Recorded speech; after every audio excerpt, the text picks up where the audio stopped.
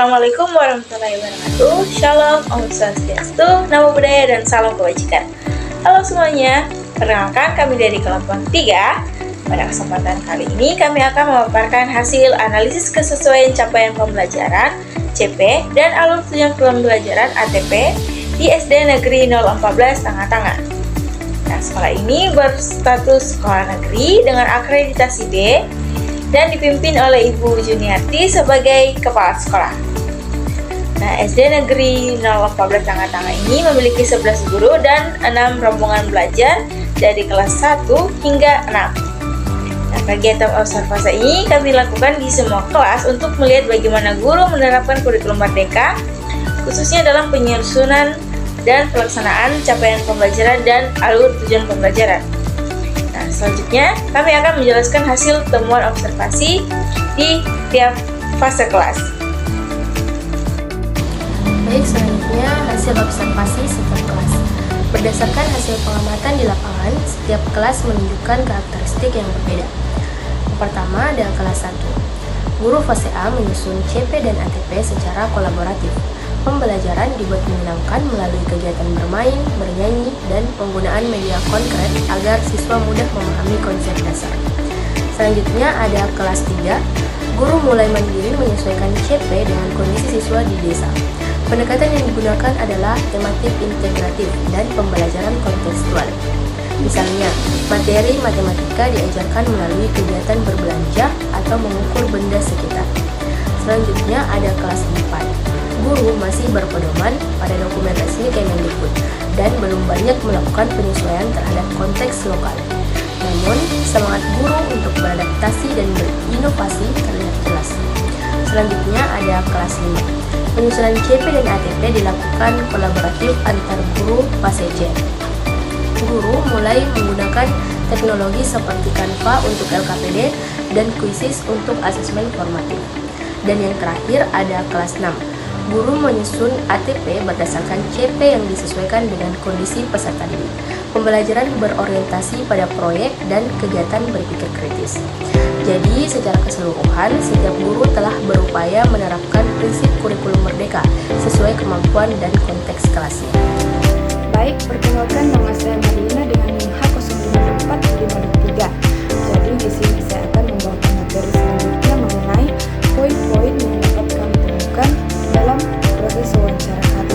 Nah, dari hasil wawancara kami dengan beberapa guru diperoleh beberapa temuan penting. Yang pertama yaitu pemahaman terhadap CP dan ATP, di mana di SD yang kami wawancarai yaitu pemahaman terhadap CP dan ATP sudah meningkat, namun berbagai guru masih kesulitan untuk menjadikan CP menjadi tujuan yang spesifik dan terukur. Yang kedua yaitu keterbatasan sarana dan media pembelajaran, di mana sarana dan media pembelajaran ini menjadi kendala utama terutama pada kelas rendah.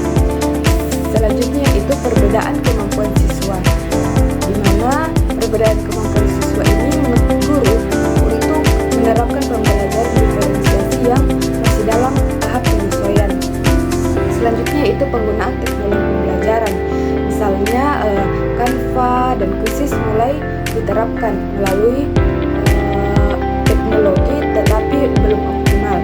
Yang selanjutnya yang terakhir yaitu asesmen autentik, di mana masih diperlukan ditingkatkan karena sebagian guru itu masih menilai hasil akhir belum pada proses belajar siswa. Namun meskipun begitu, guru menunjukkan sikap terbuka terhadap perubahan, aktif berkolaborasi antar fase dan selalu berusaha menciptakan pembelajaran yang menyenangkan bagi siswa.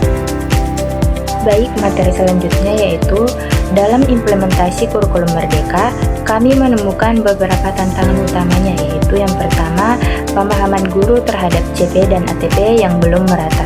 Dan yang kedua yaitu keterbatasan media dan fasilitas pembelajaran. Dan yang ketiga, perbedaan kemampuan siswa antar kelas. Dan yang keempat, penggunaan teknologi yang masih terbatas. Dan yang terakhir yaitu penerapan asesmen autentik yang belum konsisten. Namun di sisi lain, terdapat banyak praktik baik yang patut diapresiasi seperti yang pertama, kolaborasi antar guru fase. Dan yang kedua, pembelajaran kontekstual dan tematik yang relevan dengan kehidupan siswa. Dan yang ketiga, pemanfaatan media lokal dan digital sederhana.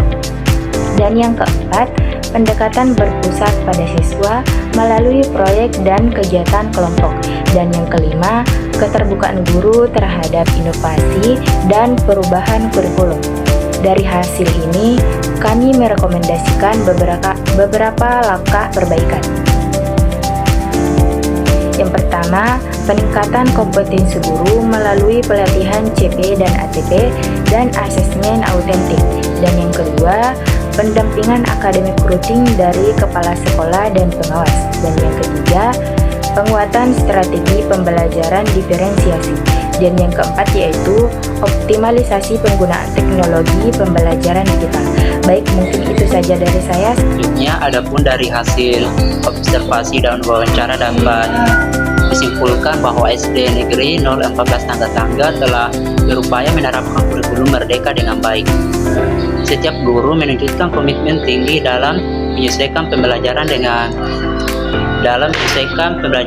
karakteristik siswa dan lingkungan sekolah.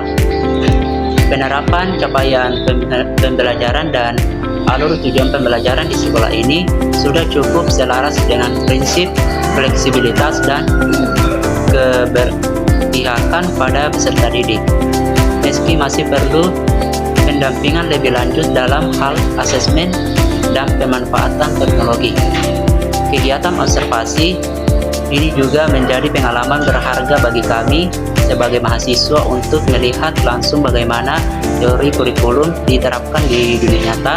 Kami belajar bahwa keberhasilan kurikulum merdeka sangat bergantung pada kolaborasi, refleksi, dan semangat inovasi guru di sekolah.